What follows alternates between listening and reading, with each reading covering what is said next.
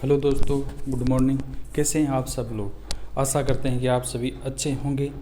तो हम क्या है, इस सेशन में क्या है, भारतीय जो संविधान है उसमें क्या है, पॉलिटिकल पढ़ रहे थे। पॉलिटिकल में टॉपिक कर रहे थे। 1919 का भारत शासन क्या है, अधिनियम है। ठीक है, 1919 का क्या है, भारत शासन क्या है, अधिनियम है। इसके क्या प्रावधान थे और इसमें क्या क्या चीज़ें थी उसके बारे में डिस्कस कर रहे थे। ठीक है, तो इसमें आगे पढ़ेंगे। तो कल मैंने बताया था उसका क्या है, एक बार थोड़ा सा बता देता हूँ कि 1919 का भारत शासन अधिनियम है। इसका दूसरा नाम क्या बताया था, मॉन्टेग्यू चेम्सफोर्ड अधिनियम है। मॉन्टेग्यू क्या है, चेम्सफोर्ड अधिनियम है। 1919 के भारत शासन अधिनियम को दूसरों किस नाम से जानते हैं, मॉन्टेग्यू चेम्सफोर्ड अधिनियम के नाम से जानते हैं। इस अधिनियम के तहत क्या प्रांतों में द्वैध शासन की शुरुआत हो गई थी, यानी क्या प्रांत में थे द्वैध शासन की शुरुआत हो गई थी। केंद्रीय विधानसभा और राज्य परिषद था, यहाँ से क्या स्टार्ट कर ली जाती है। और क्या है, प्रांतीय विषयों को दो भागों में क्या है विभक्त कर दिया गया। प्रांत में जो विषय दिए गए थे उन्हें क्या दो भागों में 1919 के अधिनियम के तहत विभक्त किया गया था। एक तो क्या थे, रक्षित विषय थे, एक क्या थे, स्थानांतरित थे। रक्षित विषय में वो विषय थे जिनमें क्या है बहुत ही मुख्य विषय थे, उनमें इसमें शामिल किया गया था। जैसे वित्त, राजस्व, विदेश और क्या सिंचाई है, इनके ऊपर अधिकार के गवर्नर का होता था। ठीक है, इसमें 20 या 22 विषय थे वो रखे गए थे। और दूसरा कौन सा था, वे विषय लोकप्रिय, ठीक है, स्थानांतरित विषय थे जिनमें क्या 28 या 30 विषय रखे गए थे। जिसमें कृषि, स्वच्छता या स्वास्थ्य है। भारत का जो लोकप्रिय मंत्री था उसको यह विषय दे दी, क्योंकि इन पर क्या खर्चा लगता था, तो इसलिए क्या खुद न करके इनको दे दिया गया। ठीक है, 1853 में इस अधिनियम की विशेषता क्या थी, इसका प्रस्तावना का होना इस अधिनियम की क्या थी, विशेषता थी। ठीक है, इस अधिनियम की विशेषता क्या, इसमें प्रस्तावना का होना, 1919 का विषय की प्रस्तावना का होना, इसमें क्या इसकी विशेषता थी। और इसके बाद में क्या, इस अधिनियम के तहत क्या है, प्रांतों में द्वैध शासन की शुरुआत कर दी जाती है। केंद्र में भी क्या है, द्विसदनात्मक व्यवस्था की शुरुआत कौन से अधिनियम के तहत की थी, 1919 के भारत शासन अधिनियम के तहत केंद्र में द्विसदनात्मक व्यवस्था की शुरुआत की थी। मैंने बताया था प्रथम बार 1853 में लघु संसद का निर्माण किया गया था, जिसे 1900 बाद में क्या बढ़ा दिया गया था और इसके केंद्रीय विधानसभा और क्या राज्य परिषद नाम कर दिया गया था। ठीक है, केंद्रीय विधानसभा और दूसरी कौन सी थी, राज्य परिषद, वो नाम कर दिया गया था। ठीक है, केंद्रीय विधानसभा का कार्यकाल 3 वर्ष का था और जो केंद्र राज्य परिषद है उसका कार्यकाल मैंने आपको बताया 5 वर्ष का था। केंद्रीय विधानसभा के सदस्यों की अगर बात करते हैं, 143 सदस्य थे, जिनमें 103 तो क्या थे, निर्वाचित थे और क्या थे, 40 क्या थे, मनोनीत थे। उसमें अगर बात करते हैं राज्य परिषद में 60 सदस्य बताए गए थे, जिसमें क्या थे, 33 तो क्या थे, निर्वाचित थे और 27 क्या थे, इसमें क्या मनोनीत कर क्या है आए थे। ठीक है, 27 क्या मनोनीत। वर्तमान में क्या है, केंद्रीय विधानसभा को लोकसभा के नाम से जानते हैं और जो राज्य परिषद इसे क्या राज्यसभा के नाम से जानते हैं। केंद्रीय विधानसभा उनके नाम क्या है, जो वर्तमान में लोकसभा और राज्यसभा जो क्या है कर दिए गए हैं। इसके बारे में मैंने बताया था, एक क्या बताया था, आंग्ल भारतीय है। 1909 के भारत शासन अधिनियम के तहत क्या है, जो मुस्लिम थे उनको क्या आरक्षण का प्रावधान किया गया था। लेकिन 1919 के भारत शासन अधिनियम के तहत क्या है, आरक्षण का विस्तार कर सिखों और अन्य जो जातियाँ थी, आंग्ल भारतीय, सिखों और अन्य जो जातियाँ थी उनको क्या है आरक्षण में क्या विस्तार दिया गया था और उनको भी शामिल किया गया था। आंग्ल भारतीय मैंने आपको बताया था कि वह व्यक्ति जिसकी पितृ परंपरा का कोई व्यक्ति क्या विदेश का रहने वाला हो और बच्चा क्या दोनों में उनका हो और क्या वह भारत में रहता हो तो उसे आंग्ल भारतीय कहा जाएगा। यानी क्या है, माँ या बाप में से कोई क्या एक विदेश का नागरिक हो और एक क्या भारत का हो और उसकी यह संतान हो तो उसे क्या आंग्ल भारतीय कहा जाएगा और उसमें क्या आरक्षण का विस्तार है। संविधान के अनुच्छेद 331 के तहत 1919 के अधिनियम के तहत संविधान के अनुच्छेद 331 के तहत लोकसभा में 2 सीटें के आंग्ल भारतीयों के लिए आरक्षित रखी गई, आज भी रखी गई है।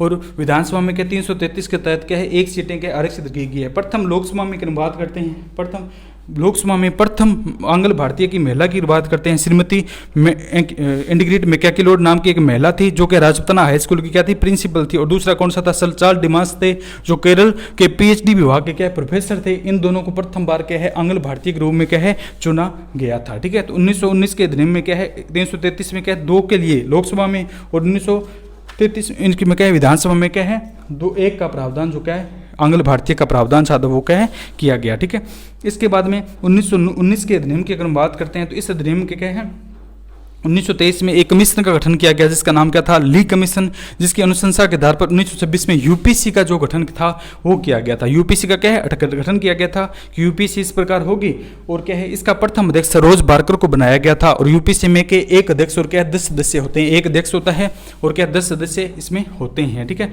प्रथम जो अध्यक्ष था सरोज बारकर को बनाया गया था और वर्तमान आपको कहा था ये जानते होंगे। ठीक है, लेकिन जिनको नहीं पता है तो मैं बता देता हूं कि वर्तमान जो यूपीसी का अध्यक्ष है वो कौन से है, मनोज सोनी है। ठीक है, मनोज क्या है सोनी है, ये वर्तमान के जो क्या है यूपीसी के अध्यक्ष है। और ये 5 अभी बने हैं 16/5/2023 को क्या है इनका कार्यकाल क्या स्टार्ट हुआ है।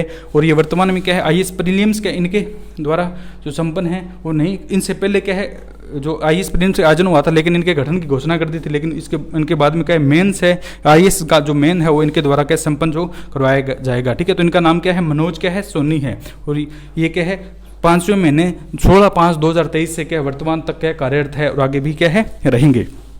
यहाँ तक मैंने को बताया था यूपीएससी है। इसके बाद में क्या है यूपीएससी का जो क्या है आईसीएस परीक्षा का आयोजन है। पहले इंडियन सिविल सर्विस परीक्षा का आयोजन क्या केवल और केवल ब्रिटेन में होता था।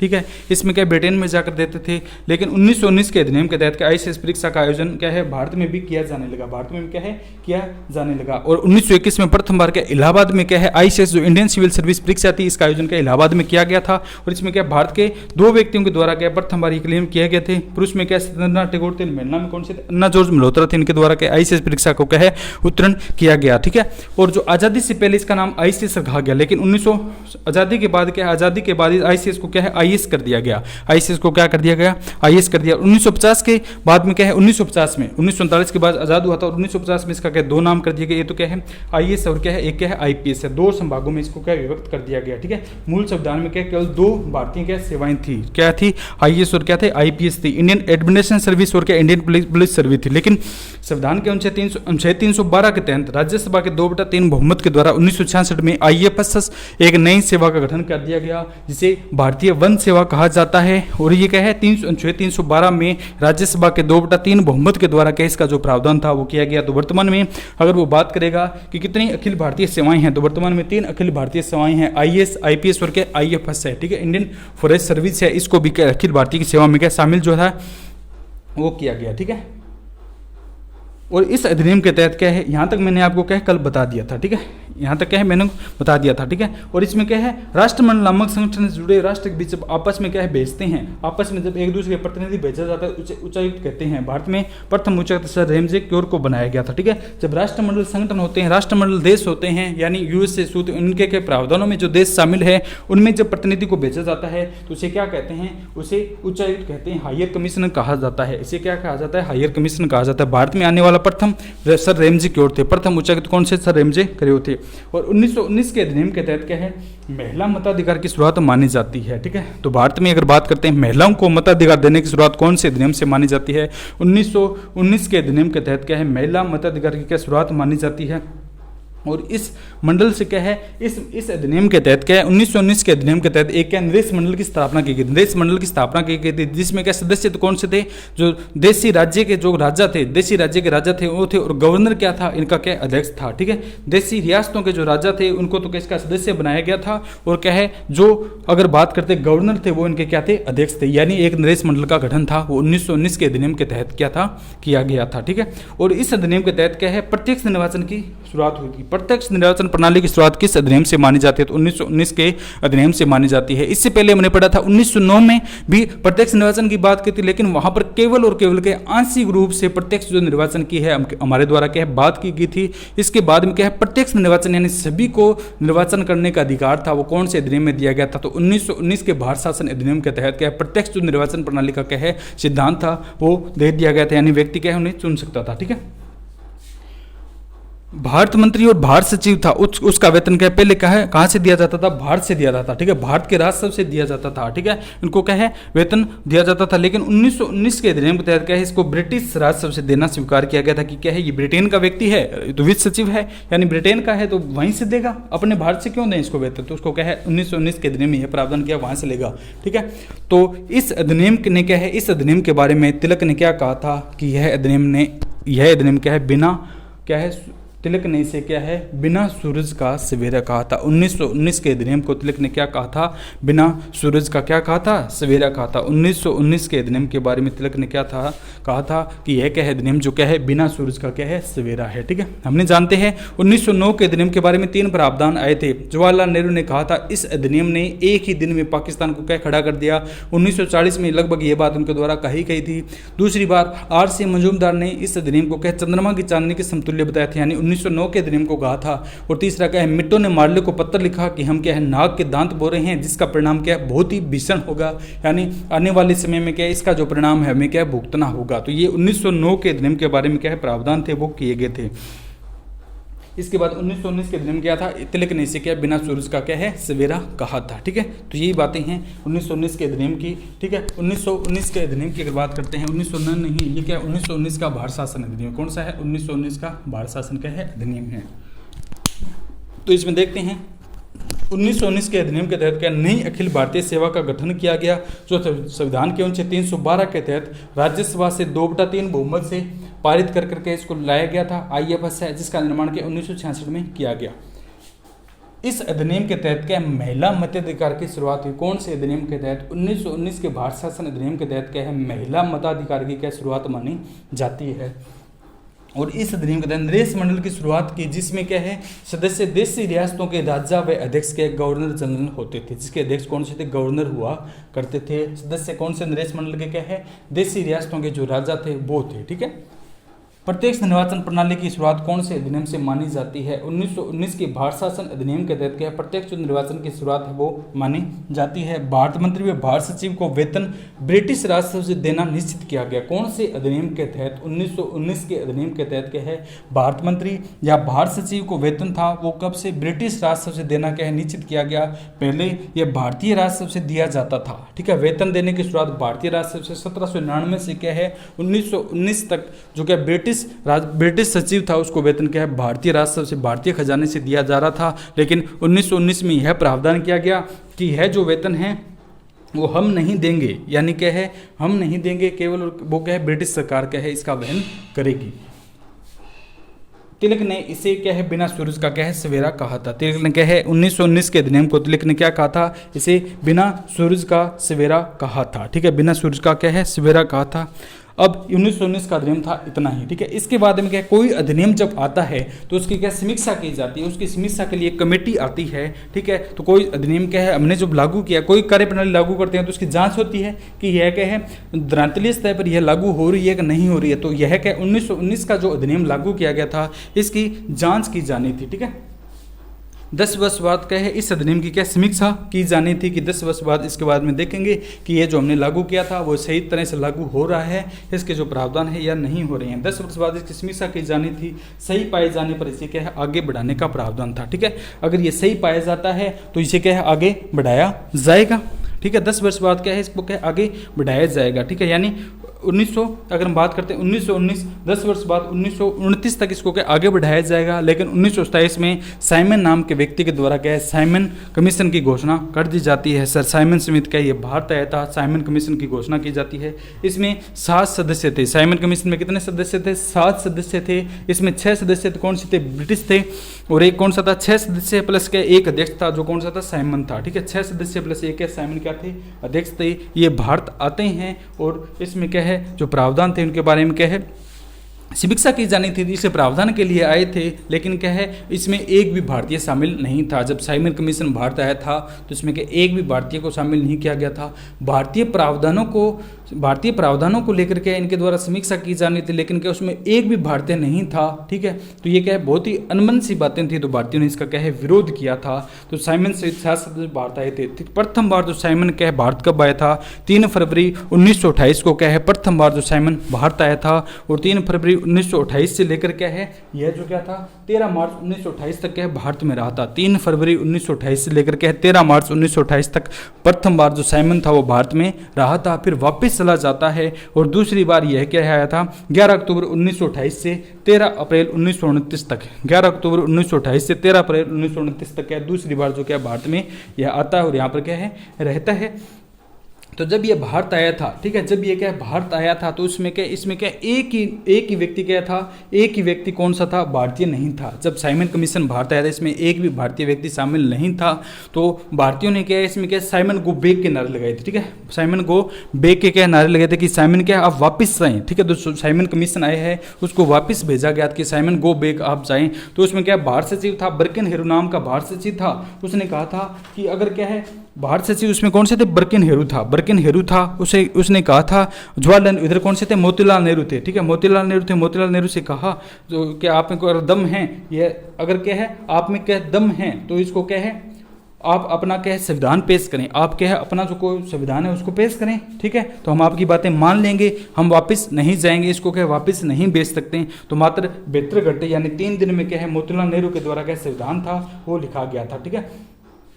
ठीक है, तो मोतीलाल नेहरू ने क्या मात्र 72 घंटे यानी 3 दिन में क्या है ये क्या संविधान था वो संसद में पेश किया गया था। और 10 अगस्त 1928 को क्या है नेहरू रिपोर्ट थी, ठीक है, नेहरू रिपोर्ट उनके द्वारा क्या एक नेहरू रिपोर्ट सौंप दी गई थी। 3 दिन 72 घंटे में के द्वारा क्या है भारतीय का संविधान लिख रखा है, इनके द्वारा एक रिपोर्ट सौंपी गई जिसे नेहरू रिपोर्ट कहा गया था। इसे लागू होना था 26 जनवरी 1929 को, ठीक है, 26 जनवरी 1929 को क्या है इसे लागू होना था। लेकिन जिन्ना व हिंद महासभा ने क्या विरोध किया कि हम तो क्या इसे लागू नहीं होने देंगे। जिन्ना तो क्या है हिंदुओं का विरोधी था, जिन्ना तो क्या हिंदुओं का विरोधी था, विरोध में था, और क्या है हिंद महासभा थी, उनके दोनों ने विरोध कर दिया कि हम इसे क्या लागू नहीं होने देंगे। ये जो रिपोर्ट है जो संविधान है मोतीलाल नेहरू ने क्या लिखा हमें क्या पता क्या लिखा है, तो इसलिए उन्होंने मना कर दिया था, ठीक है, ये क्या पारित नहीं हो पाया था। लेकिन जवाहरलाल नेहरू ने क्या 26 जनवरी का जो दिन था इनके द्वारा जो निर्धारित किया गया था कि 26 जनवरी को हम अपना क्या बनाएंगे, 26 जनवरी को स्थापित रखने हेतु तो 31 दिसंबर 1929 को लाहौर में रावी नदी के तट पर ध्वजारोपण किया था और कहा था कि इस दिन को हम क्या स्वाधीनता के रूप में बनाएंगे, ठीक है, रावी नदी के तट पर कहा था कि 26 जनवरी 1930 से क्या है हम क्या है जो अपना दिन है वो क्या स्वाधीनता के रूप में क्या है बनाएंगे, ठीक है, यानी स्वाधीन है अपने अधीन है हम स्वाधीनता के रूप में क्या है बनाएंगे, ठीक है। और इसको क्या है आगे बढ़ाकर 26 जनवरी 1950 को गणतंत्र दिवस के रूप में क्या है लागू था वो किया गया। 26 जनवरी को 1950 से क्या है हम क्या मनाते हैं हमारा क्या गणतंत्र जो दिवस है वो मनाते हैं, ठीक है। इतना आपको समझ में आया, ठीक है। एक बार और रिपीट कर देता हूं कि 1919 का जो भारत शासन अधिनियम था इसकी क्या समीक्षा की जानी थी, इसकी क्या की जानी थी समीक्षा की जानी। समीक्षा करने के लिए कोई ना कोई कमेटी आएगी, कोई ना कोई क्या कमेटी आएगी। 10 वर्ष बाद इसकी क्या समीक्षा की जानी थी, यानी 1919 में लागू थी, 1929 में इसकी समीक्षा की जानी थी। लेकिन 1927 में एक साइमन की अध्यक्षता में साइमन एक्ट पारित कर दिया था, साइमन कमीशन पारित किया गया था, जिसमें साइमन सहित क्या 7 सदस्य थे, 6 तो क्या सदस्य थे और साइमन इसका क्या था अध्यक्ष था। 7 व्यक्ति भारत आते हैं। ये क्या था 1919 का भारत अधिनियम भारतीयों के लिए प्रावधान था, तो इसकी समीक्षा क्या है भारतीय कमेटी करेगी, यानी वो अपने अनुसार क्या है कुछ कहेगी कि हमारे लिए जो अधिनियम जो लागू किया था हमारे लिए अच्छा है या बुरा है, ठीक है, तो उनके द्वारा ये कहा जाएगा। लेकिन देखिए क्यों अंग्रेजों का शासन था तो अपने अधीन अपने अनुसार क्या है भारत को क्या है चलाना चाहते थे कि हम जैसे करेंगे हम जैसे कहेंगे वैसे ही क्या है ये हमारे अनुरूप क्या है चले। तो उन्होंने क्या है एक भी भारतीय को इसमें शामिल नहीं किया। जब यह 3 फरवरी 1928 को प्रथम बार भारत जब आया था साइमन कमीशन, तो उस समय इनके द्वारा क्या है साइमन गो बैक के क्या है नारे लगाए गए थे कि साइमन आप क्या है वापस जाएं, हम आपके इन बातों को नहीं मानेंगे, क्योंकि इसमें क्या है एक भी व्यक्ति भारतीय नहीं है, तो हम किसके साथ वार्तालाप करें, किसको अपनी बात बताएं कि हम जो आपने प्रावधान किए हैं वो हमारे लिए लागू हो रहे हैं या नहीं हो रहे हैं। तो साइमन ने मना कर दिया, हम वापस नहीं जाएंगे। तो उसमें भारत सचिव थे, भारत के अगर सचिव की बात करते हैं बर्किन हेरू नाम के व्यक्ति था, वो भारत सचिव था। उसने मोतीलाल नेहरू और इनको कहा कि अगर कहे तुम इनको वापस जाने के लिए क्यों कह रहे हो, तुम इनको कहे वापस जाने के लिए क्यों कह रहे हो, अगर तुम में दम है तो तुम भारत का संविधान पेश करके दिखाओ कि हमें ये चीज़ें हमें चाहिए और हमें ये प्रावधान चाहिए। तो मात्र 72 घंटे में 3 दिन के अंदर मोतीलाल नेहरू के द्वारा क्या है अपने जो संविधान अपने द्वारा लिख करके है वहाँ संसद में पेश किया था, जिसे ब्लूप्रिंट कहा जाता है। इसको पेश किया गया था मोतीलाल नेहरू के द्वारा क्या है जो वहाँ पर क्या है पेश किया था। और इसे क्या 10 अगस्त 1928 को नेहरू रिपोर्ट के नाम से इसे लागू होना था, लेकिन 10 अगस्त 1928 को इनके द्वारा पेश कर दिया था, जिसे क्या कहा गया नेहरू रिपोर्ट कहा गया, ठीक है। इसे लागू होना था, लागू 26 जनवरी 1929 को इसे क्या लागू होना था, लेकिन मोहम्मद अली जिन्ना और हिंद महासभा ने इसका विरोध किया तो यह लागू नहीं हो पाया। इसी दिन को विधि दिवस के रूप में क्या है इसी दिन को स्थापित करने हेतु 26 जनवरी को जवाहरलाल नेहरू के द्वारा क्या है स्थापित किया गया। 31 दिसंबर 1929 को 1929 में किया इनके द्वारा, ठीक है। 31 दिसंबर 1929 को जवाहरलाल नेहरू के द्वारा रावी नदी के तट पर मध्य रात्रि को लाहौर में रावी नदी के तट पर रात के 12 बजे ध्वजारोपण किया और कहा कि 26 जनवरी 1930 से क्या हम क्या है स्वाधीनता के रूप में बनाएंगे। इस दिन को क्या है हम स्वाधीनता के रूप में बनाएंगे और क्या है 26 जनवरी 1950 को गणतंत्र दिवस मनाया। ठीक है, इसी के अनुसार क्या है 26 जनवरी 1950 से क्या है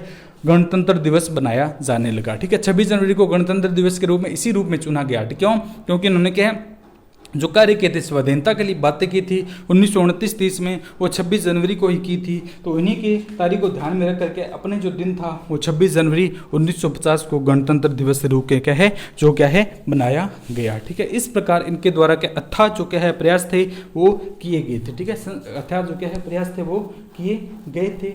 इसके बाद में क्या था 1919 का अधिनियम पड़ा, इसके बाद में ये घटना हुई थी, समीक्षा की जानी थी। इसके बाद में क्या है 1919 के बाद में क्या होता 1920 में हमें पता है एक असहयोग आंदोलन चला था। असहयोग आंदोलन चला था महात्मा गांधी के द्वारा क्या है असहयोग आंदोलन चलाया गया था, जिसके क्या थे दो स्वरूप थे। एक तो क्या था नकारात्मक था, एक क्या था सकारात्मक स्वरूप था।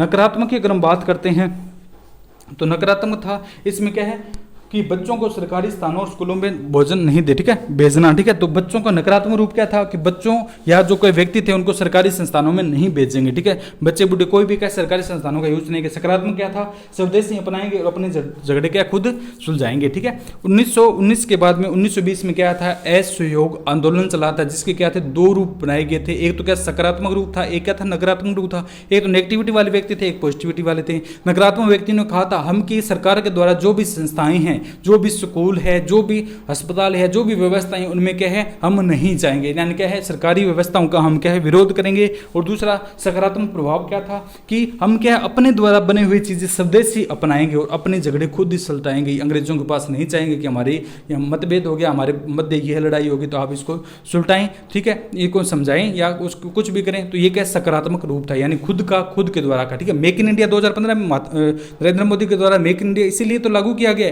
कि हम अपने बल पर अपने आधार पर क्या ऊपर उठे, न कि दूसरों को देखकर या दूसरों से कुछ चीजें ग्रहण करके। ठीक है, अगर किसी देश या किसी व्यक्ति या किसी देश या व्यक्ति विशेष के अंदर कुछ गुण होगा तो वह अपने आधार पर अपने बलबूते पर ऊपर उठने की कोशिश करेगा, न कि दूसरे देशों या दूसरे व्यक्तियों के सहयोग से। ठीक है, अगर काबिलियत होगी तो वह अपना आप दिखाएगा। ठीक है, इसलिए उनके द्वारा क्या मेक इन इंडिया का जो नारा था वो दिया गया था और यहीं से क्या स्टार्ट कर दिया गया है कि भारत अपने लिए खुद चीजें बनाएगा। चंद्रयान है, चंद्रयान 3 मैंने पढ़ाया था आपको, हाल ही में चंद्रयान 3 है, उसमें 615 करोड़ रुपए खर्च लगे, मात्र कितने 615 करोड़। अगर विदेशों की बात करते हैं यूएसए है, नासा है, इनके द्वारा क्या बहुत पैसा लगा है, ये इस प्रकार की तकनीक अपनाई जाती है। लेकिन भारतीयों के द्वारा क्या जुगाड़ या छोटे छोटे उपकरणों के माध्यम से क्या मात्र सीमित खर्चे में क्या है ये चंद्रयान 3 बना करके है वहां पर भेज दिया गया है, जो 23 अगस्त को वहां पर क्या है लैंडिंग करेगा। अगर कर लेता है तो भारत के नाम मात्र खर्चे में वहां पर पहुंचने वाला क्या है बहुत ही शक्तिशाली देश उभर कर सामने जो है आएगा। ठीक है, तो इस प्रकार था। ठीक है, सहयोग के क्या असहयोग आंदोलन के दो रूप थे, एक नकारात्मक था, एक तो क्या सकारात्मक था। ठीक है,